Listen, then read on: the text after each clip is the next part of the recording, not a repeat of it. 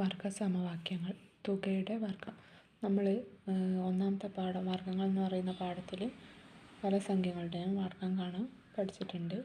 അതായത് ഇപ്പം 36ൻ്റെ വർഗം കാണാം. അതായത് 36 സ്ക്വയർ കാണാൻ എന്ത് ചെയ്യുക, 30 ഇതാ ഞാൻ കള്ളി വരച്ച് ചെയ്തത് എല്ലാവർക്കും ഓർമ്മയുണ്ടാകുമെന്ന് കരുതുന്നു.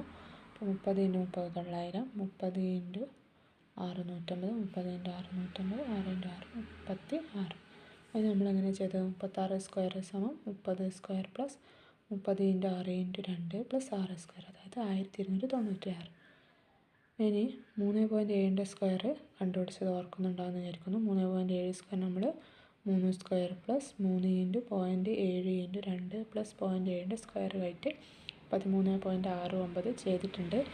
ഈ ഭാഗം നമ്മൾ ഒന്നാമത്തെ ചാപ്റ്റർ പഠിച്ചുകൊണ്ടാണ് ഓടിച്ച് പറയുന്നത്. അപ്പോൾ ആദ്യം നമ്മൾ 36നെ എന്ത് ചെയ്തതെന്ന് വെച്ചാൽ അത് 30 കൂട്ടണം 6 എന്നും 3.7നെ 3 കൂട്ടണം 0.7 എന്നാണ് എഴുതിയത്. അപ്പോൾ 36 സ്ക്വയർ കണക്കാക്കാൻ വേണ്ടി എന്തൊക്കെയാണ് നമ്മൾ കൂട്ടിയത്? 30 സ്ക്വയർ, അതായത് 30ൻ്റെ വർഗം, 6ൻ്റെ വർഗം, പിന്നെ 30ൻ്റെയും 6ൻ്റെയും ഗുണഫലത്തിന് 2 മടങ്ങ്. എല്ലാ സംഖ്യകളുടെ വർഗം കാണാൻ ഇതുപോലെ തന്നെയാണ് ചെയ്യുക. അതിന് പൊതുവായിട്ട് നമ്മൾ എന്ത് പറയുകയെന്ന് വെച്ചാൽ രണ്ട് സംഖ്യകളുടെ തുകയുടെ വർഗം കണക്കാക്കാൻ വേണ്ടിയിട്ട് സംഖ്യകളുടെ വർഗങ്ങളുടെയും അവയുടെ ഗുണനഫലത്തിൻ്റെ 2 മടങ്ങിൻ്റെയും തുകയാണ് ചെയ്യുക. രണ്ട് സംഖ്യകളുടെ തുകയുടെ വർഗം സംഖ്യകളുടെ വർഗങ്ങളുടെയും അവയുടെ ഗുണനഫലത്തിൻ്റെ 2 മടങ്ങിൻ്റെയും തുകയാണ്. ഇനി ഇത് ബീജഗണിതത്തിൽ പറഞ്ഞ സംഖ്യകൾ, രണ്ട് സംഖ്യകൾ x y ആയിട്ട് എടുത്ത് അതിൻ്റെ തുക x + y ആകുമ്പോൾ അതിൻ്റെ വർഗം x + y ഹോൾ സ്ക്വയർ എന്ന് എഴുതാം. അപ്പോൾ തത്വത്തിൻ്റെ ബീജഗണിത രൂപം എന്ന് പറഞ്ഞാൽ x y ഏത് സംഖ്യ ആയാലും x + y ഹോൾ സ്ക്വയർ എന്ന് പറഞ്ഞാൽ x² + y² + 2xy. ഇനി ഇവിടെ yക്ക് നമ്മൾ 1 എന്ന് കൊടുത്താൽ ഇവിടെ അപ്പോൾ 1 yൻ്റെ സ്ഥാനത്ത് 1 ആണ്. അപ്പോൾ x + 1 ഹോൾ സ്ക്വയർ എന്ന് പറഞ്ഞാൽ x² + 1² + 2x എന്ന് പറയുക. അപ്പോൾ ബീജഗണിത വാചകം വരുമ്പോൾ അത് ഫസ്റ്റ് എഴുതിയിട്ട് അക്കങ്ങൾ ലാസ്റ്റ് എഴുതും. അതുകൊണ്ട് x + 1 whole square x² + 2x + 1 എന്ന് എഴുതും. ഇതിൽ x ആയിട്ട് ഏത് സംഖ്യ വേണ്ടിക്കും നമ്മൾ എടുക്കുക. അപ്പോൾ ഈ ആദ്യം എഴുതിയ പൊതു തത്വത്തിൽ നിന്ന് ഒരു ഉപതത്വം എന്നാൽ x ഏത് സംഖ്യ ആയാലും x + 1 ഹോൾ സ്ക്വയർ എന്ന് പറഞ്ഞാൽ x² + 2x + 1 ആണ്. അതായത് ഒരു സംഖ്യയോട് ഒന്ന് കൂട്ടിയ സംഖ്യയുടെ വർഗം കണക്കാക്കാൻ വേണ്ടിയിട്ട് സംഖ്യയുടെ വർഗത്തിനോട് എന്ത് ചെയ്യുക, സംഖ്യയുടെ 2 മടങ്ങും 1 കൂട്ടിയാൽ മതി. ഇതാ ഇതിന് ഉദാഹരണമായിട്ട് നോക്കാം. എക്സിന് നമ്മൾ 1 2 3 എന്നിങ്ങനെ കൊടുക്കുന്നു. അപ്പോൾ x 1 ആണെങ്കിൽ എന്താ, x + 1 എന്ന് പറഞ്ഞാൽ 2 സ്ക്വയർ സമം ഇവിടെ x എന്താ 1 ആയിരിക്കും. 1 സ്ക്വയർ പ്ലസ് 2 × 1 + 1 4.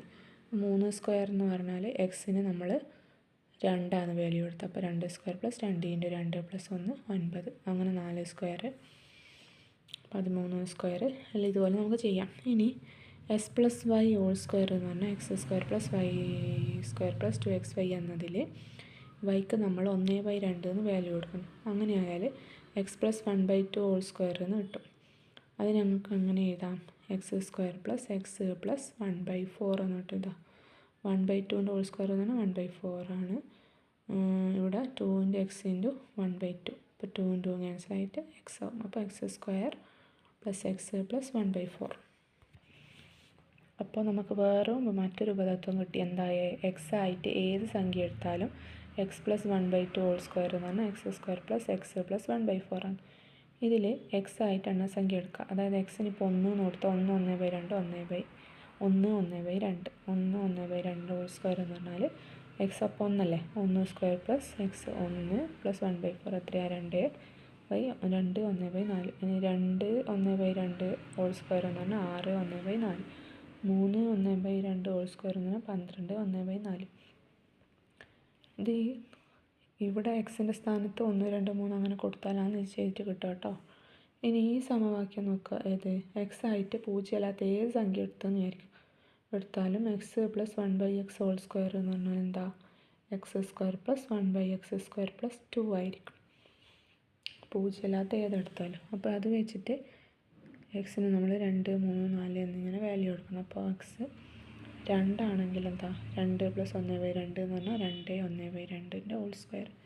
അപ്പോൾ അങ്ങനെ കിട്ടും x² എന്ന് പറയുമ്പോൾ 2² + 1/xൻ്റെ സ്ക്വയർ, അതായത് 2² + 2 എത്ര 6 1/4. 3 1/2 ഹോൾ സ്ക്വയർ 11 1/9.